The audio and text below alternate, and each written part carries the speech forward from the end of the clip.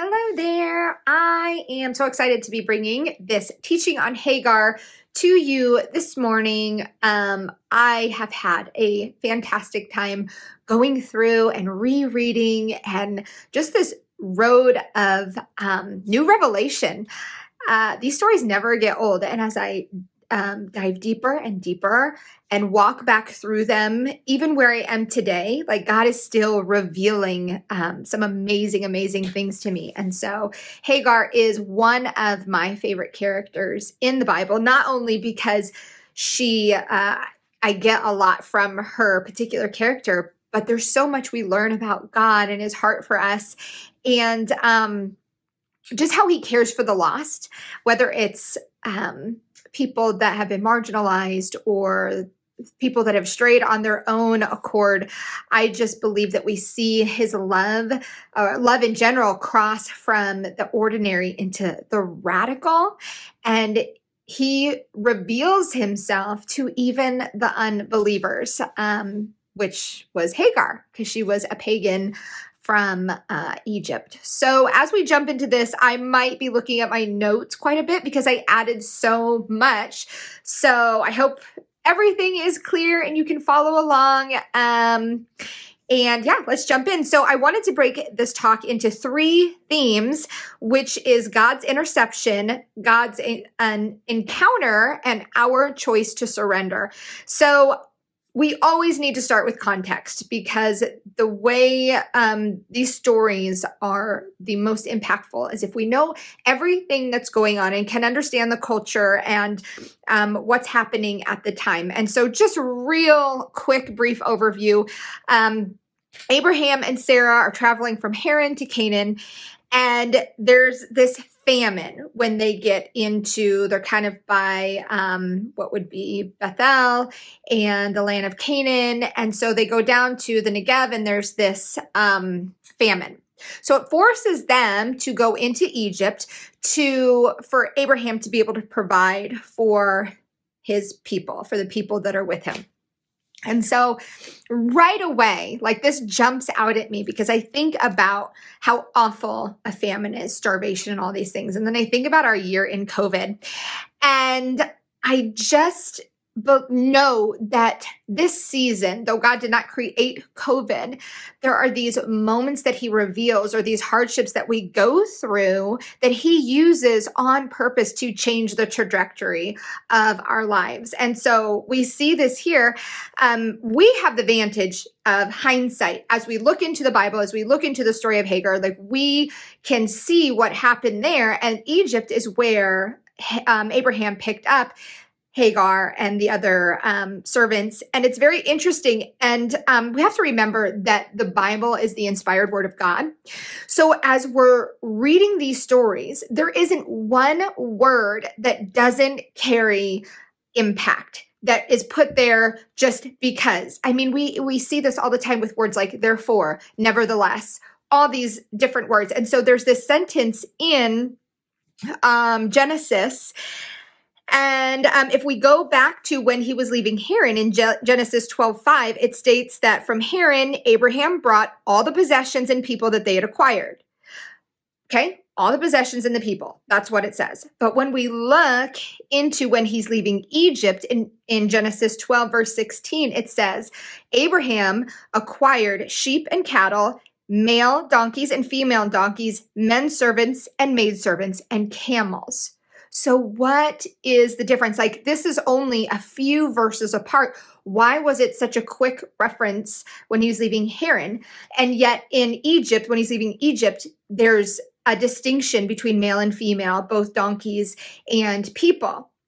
Now, if you know anything about different types of writing from back in the day, there are things called chiasms where they will use as kind of a form of writing, a form of kind of poetry where they place things in the center to kind of draw your eye to them. Now, I'm not going to go all into chiasms because it can be really confusing and there's different ones and different like methods of how they line things up. And my brain is still really learning how to grasp all of them. But this was the form, it was a literary tool used here. And so what they're trying to do is draw your eye to the fact that they're talking about maidservants, and men servants.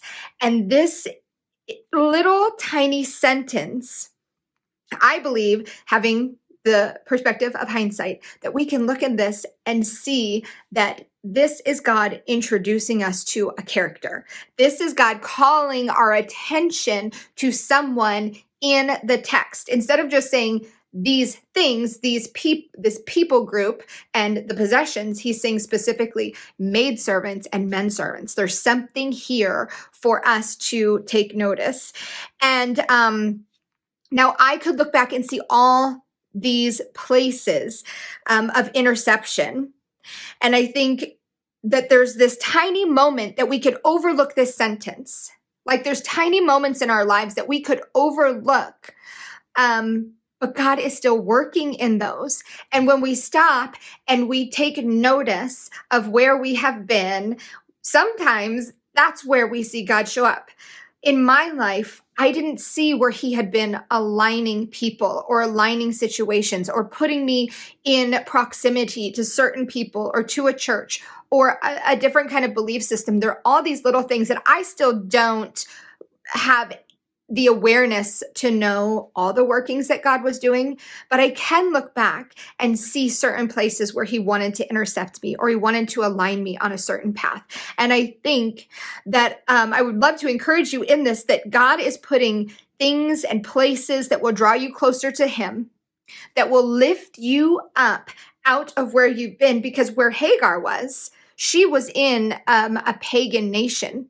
And so this detour that he put Abraham on, the fact that he had used this famine to draw him in, was that he was trying to pull Hagar out of a situation, perhaps, to bring her into closer proximity, because he knew Abraham was a believer. So he knew bringing her along with him, she would have heard the theologies and the things that Abraham believing in God, she would have been in proximity to hear those things. And so it's this little sentence, this little moment that we can look and be like, okay, God's designing certain things to intercept me. And it may not be this big, trumpets blaring or, like a car just stopping right in front of you and just like, oh my God, God just saved me. But little moments that align you with his plan. And so I wanted to encourage you that maybe where you are right now, you can stop and look back and be like, you know what, there are places that I see his workings in my life. And he pulled me out of this situation, or he brought me into a friendship over here that has really grown my faith and grown my beliefs and brought me closer to God. So that is the first point, this point of interception. All right, so now we're going from the interception to the encounter. And this is where Hagar really makes her appearance in the story. And so we've got Abraham, who has been told by God that he is going to have as many descendants as there are stars in the sky. But he has this wife that is a little further along in life and hasn't had any children. She's barren. So you have this situation, you have this promise, and then you have the reality. You have God's word, and then you have your circumstances. And we see Sarah really kind of falter in her faith during these times. You see, when she caught wind of the plan, she didn't have any problems maybe believing that it could happen, but it was going to happen in her power. She wasn't waiting to see what God was doing. She believed her circumstances were too great, like everything was mounting against her. So in order for this plan to work, she had to do it in her own power. So this is the first reference that we see to Hagar. Sarah told Abraham to use her maidservant to make the plans the Lord had given them to come to pass. Okay, so then if you look forward into Galatians 4:21 through 23 says, tell me who you want to be under the law. Are you not aware of what the law says? For it is written that Abraham had two sons, one by a slave woman and the other by a free woman. His son by the slave woman was born in the ordinary way, but his son by the free woman was born as a result of the promise. Okay. So I kind of had an issue with this text because I'm like, this isn't like Hagar's fault. Sarah was not believing that God was going to hold on to the promise. And she decided to work it out in her own power. And so this puts Hagar into this bad place. And as I read that in Galatians, I'm like, okay, yeah, she was a slave girl, and that really stinks, and it wasn't her decision. But this is exactly what the text is talking about. And it's not necessarily Hagar the slave versus Sarah the free. God gave them a promise. And when it references Hagar, the slave girl, that they had one son born to the slave girl, it's more referencing the fact that the slave part is what we're doing in our own power, that we're still believing that God's not going to do it, that we're still slaves to this thinking of, I have to do it on my own. I have to find the decisions, or I have to do things in this earthly way. It's the desires that we have that don't follow God's plan, but we still do them anyway. And it's tied to Hagar in this story. She was physically the slave girl, but her son came out of somebody else's desire to do things on their own, to not trust the story, to not wait on God. And the promise, God still fulfilled that promise in the end to Sarah through her, which is what he said he would do in the beginning. And so we have these two places of what we're trying to do in our own power, what fulfilling the selfish things that we want to do when we sin, or when we make mistakes, or when we just turn from God. That's the part in us that is still tied to that slave mentality. And God says there's a difference. Both boys would end up having plenty of descendants, but one was born out of a selfish desire, not trusting God, not trusting the story, and the other one was born out of God's promise. So that's the difference there. And that totally speaks to me because of how I needed something in my life. I talked about having that hole inside of me that I was just trying to fill. And instead of drawing closer to the Lord, I tried to fill it with the earthly things. That is the slave mentality. When we try to find answers outside of God's promises for us, when we're not patient, when we don't have faith, when we're not believing, we go from being the children of the promise to the children still in that slave mentality. And so, sorry, I'm flipping my page, making sure I'm not getting ahead of myself. So God is trying to point out that he saw Hagar and he saw Sarah, and the difference was how they worked the promise out. One by the flesh, one the fleshy way, the earthly way, the do it in my own power, and one in God's promise by actually letting him do the thing that he was going to do to begin with. Okay, so here we have Hagar is being put into this position where she will be used to bear Abraham the son that was promised to him by God. And she's being used in a very earthly way. She has become the means to someone's end. And so we see she becomes pregnant, and then guess what happens? She becomes super snarky with Sarah, and Sarah's not a fan of that. But she took up this offense. She used her position to fire back. She was mistreated. She was a victim. She didn't ask to be Abraham's wife or his, the mother of this promised child. That the plan was then that Sarah would raise her son as her own. So she's broken, and she has this rival. And we see her responding to this when she kind of gets the upper hand on Sarah. And I totally, this is such a place that I relate because I have been the means to someone's end. I have been the one that was that there was a desire and I was the answer to that desire at the time. And so there's this dangerous misalignment between seeking justice and retribution. And Hagar took her position and she exploited it out of her own brokenness and hurt. And I can't blame her. And when it came back to her, as it says, in chapter 16, verse 6, Abraham replies to Sarah's complaining of Hagar's mistreatment and says, "Your servant is in your hands. Do with her whatever you think best." And so guess what Sarah did? It says Sarah mistreated her. And what did Hagar do? Something that resonates deep in my soul. She ran. She took off. The situation was too much. Life was too much. The circumstances were overwhelming. Can you imagine?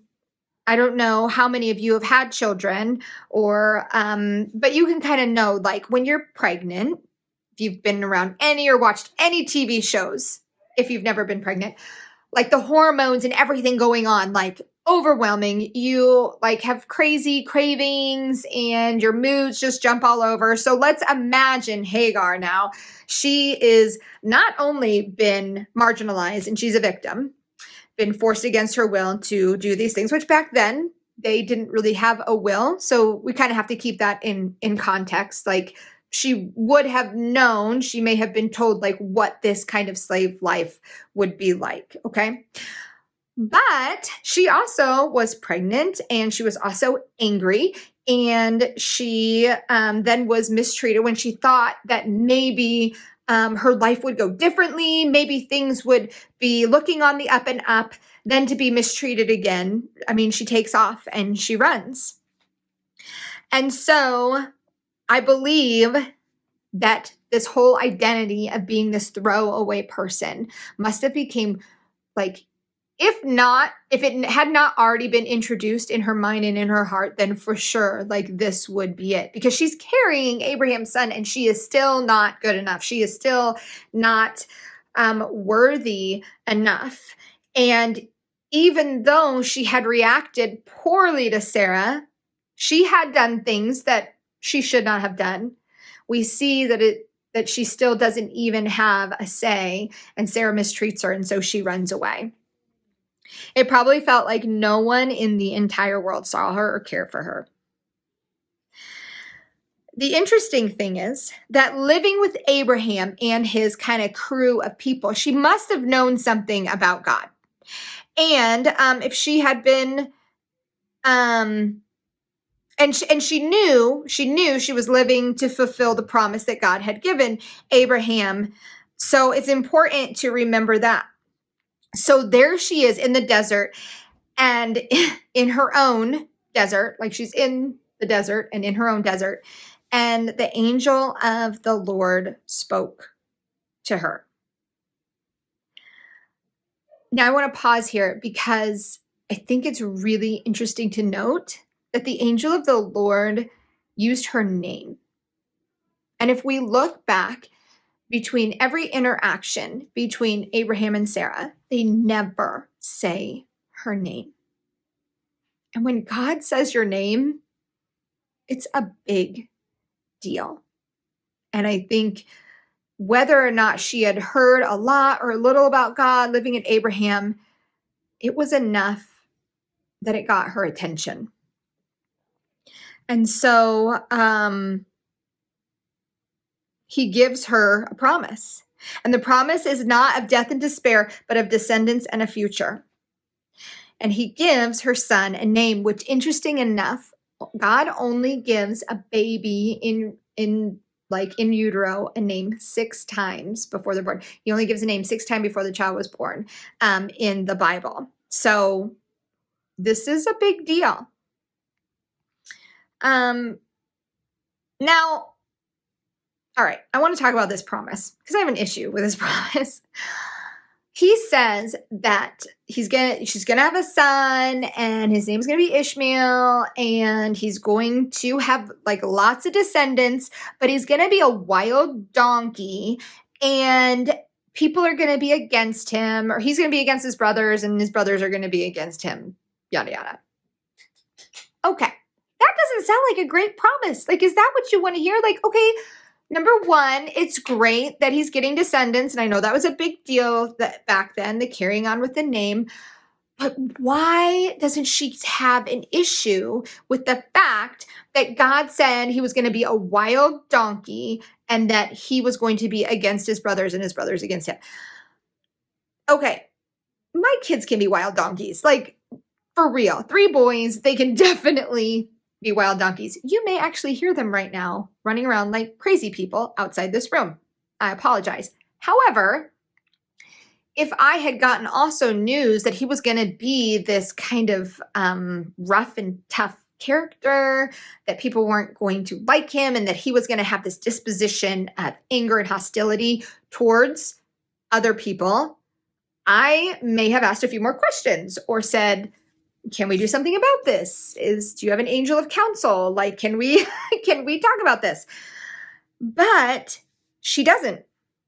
She doesn't say anything about her. And this was really something God highlighted in me as I was reading over this again to present it to you. She had a spirit of hostility in her. She had a spirit of retribution. I think about all that she had been through, pulled from her home in Egypt, made servant to this family that didn't have the same views as her. So, with the pagan culture, I don't know if that was confusing. I don't know if she was, like irritated or whatever about the idea that they didn't have the same belief system. Who knows if she knew, maybe they brought other maidservants that she knew from the area, or maybe she was by herself, but she had a victim mentality, and her heart was set on retribution and judgment and an eye for an eye and those kinds of things. Like, you can just see it in how she reacts to Sarah, how she would further then react. And when this angel says to her that you're going to have a son that's full of hostility, and he'll be against his brothers and his brothers against him, she says, now I know that there's the God that sees me. She has no problem with this hostility. And maybe for the first time, she is looking and thinking like, okay, somebody's going to stand up for me.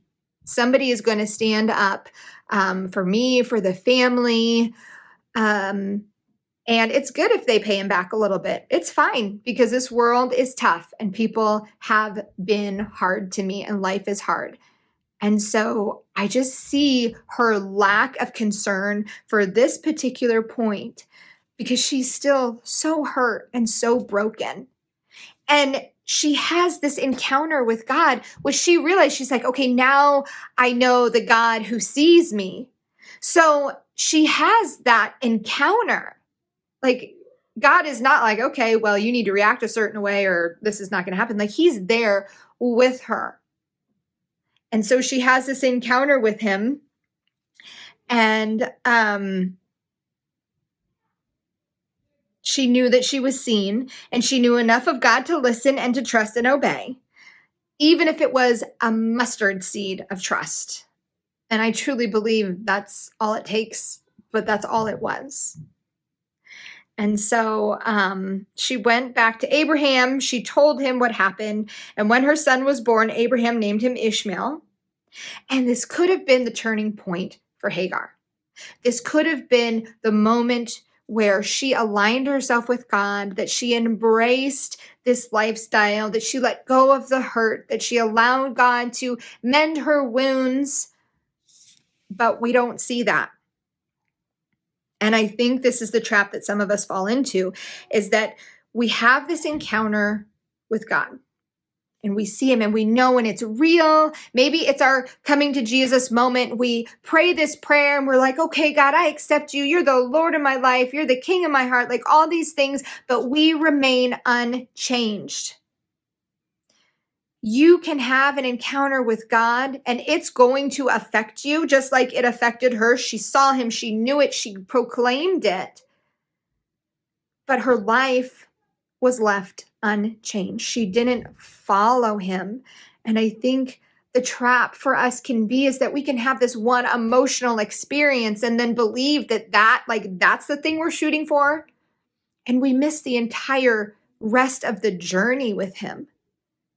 And I fell into that trap thinking like I had this coming to Jesus moment and I changed my life and things looked good. I had a great family. I had, this great house. I had these kids. I had a wonderful husband. And I couldn't believe that that was all that there was and left my past in that dark place and still felt the shame and still felt the regret. But this is not the walk that Jesus is telling us about. Like we are to walk this out. We're to be changed by him. We need to surrender. And Hagar was not willing to surrender. So we see here in the surrender piece. So surrender is when you give your plan, your offenses, your heartaches to the only one who can make you new, who can make you whole. And Hagar has this choice. And we see as she goes back, she has her baby, she has Ishmael, and they grow up, and there's 13 years, 14 if you count like when, just depending on who you read, like 13 when Sarah becomes pregnant, maybe 14 by the time she has Isaac, years before, in that time before Isaac is born. And if she has been unchanged by this encounter, if she has neglected to surrender to him and his plan and the journey, then what I see, even though we don't hear much, is that the outflow of her heart is coming out as she raises Ishmael. And for those 13 or 14 years, she still believes that he is going to be the king, or the chosen one, not the king, I'm sorry, that he's going to be the one that all the descendants come through. And then in that 14th year, it's taken from her and Isaac is born. And 3 years later, during his weaning ceremony celebration, Ishmael offends Isaac, makes fun of him, teases him, mocks him, it says. And most of the time when children have a outflowing of their heart, it's coming oftentimes from things that they've heard or experienced at home. And I just believe that Hagar was still so hurt and so damaged and so broken that she'd spent all those years, maybe not even out loud or on purpose, but because there hadn't been a heart change in her, she spoke that then through to Ishmael. And Sarah was not going to have it with her chosen son. And so she went to Abraham and told him that she had an issue with this. And Abraham was torn because he also saw Ishmael as his son. But God said, hey, I will take care of Ishmael, but you need to focus on the promise. This is the promise that I gave you, not the one that you guys kind of did in your own power. So don't worry about him. I will take care of him. He will be fine. He's a wild donkey. I wonder if he told Abraham, did you know that he was going to be a wild donkey? He probably knew at this point. But anyways, so we see one last time in the text, Hagar was treated like a nobody, like a throwaway person. And I know her heart could not have been healed. And here she is, time after time after time of being pushed to the side, of being used, being abused, being just told that she had no value. Her value was what she could have, what she produced, and then even that was not enough. And she was sent out into the desert. And she had no idea what she was going to do. And I want you to imagine, there you are. You've spent a good portion of your life being a slave and being pushed aside and cast out and rejected, being used. And here you are again, alone. And you've always been alone. And I can't help picture her there walking with her son. And he's thirsty and he's dirty. And she's probably thirsty and dirty and doesn't know what she's going to do. But she's not crying anymore, whether she's dehydrated and there's no tears coming, or she's just done. She can't take it anymore. And there's this place of desperation.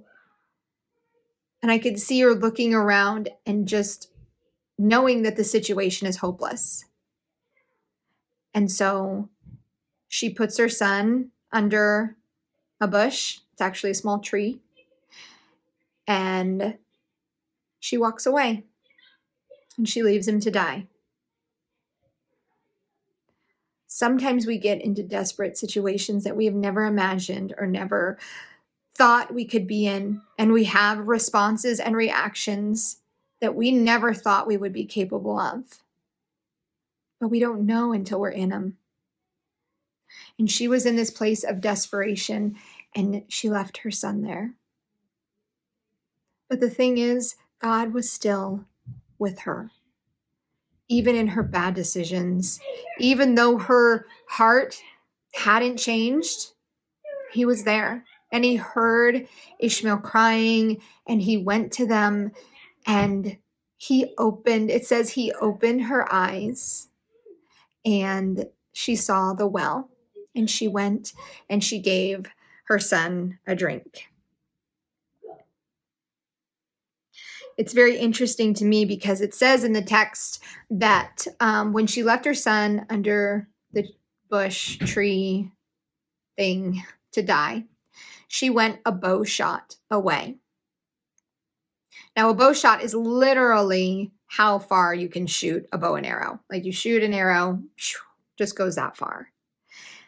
And so I totally believe that she would have been able to hear him crying, because the cry, the sobbing that he was making was just very loud, very like, I'm going to die kind of thing. This wailing is what the word could be translated to. And but she only goes a bow shot away. And I think about how many of us have made decisions in our life that have regret in our life. And though we turn our back on it and we try to move forward, we don't ever really leave it behind. Because I believe there's this place in us that when we've made bad decisions, that we may think that we deserve to always suffer the consequences. We deserve to keep that in our life. We deserve to not be free of it because we made a bad decision, because we chose it. And I think this illustration of her just going far enough away that she could still hear it is exactly what we've told ourselves we deserve. We deserve to feel the weight of that regret and never be free of it. But God, He wants us to take the things that we thought were dead, the things that we've left in the dark, and He wants us to bring them to the cross. And it's very interesting to me because I think about Adam and Eve, and when they ate from the tree of the knowledge of good and evil, like that brought death. That is what introduced death.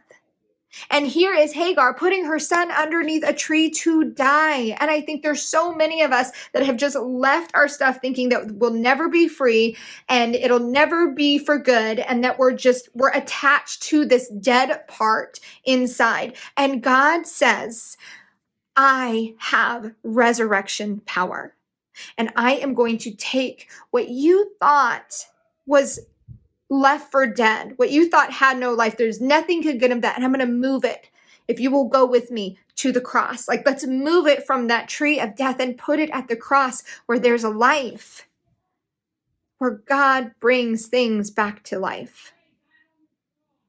And so we see in this story that we have a choice to make.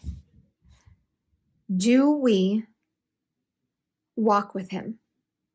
Do we open ourselves up? Do we allow him to go into those places and say, okay, God, show me how to redeem this. Show me how you will bring life to this, even in our most desperate situations.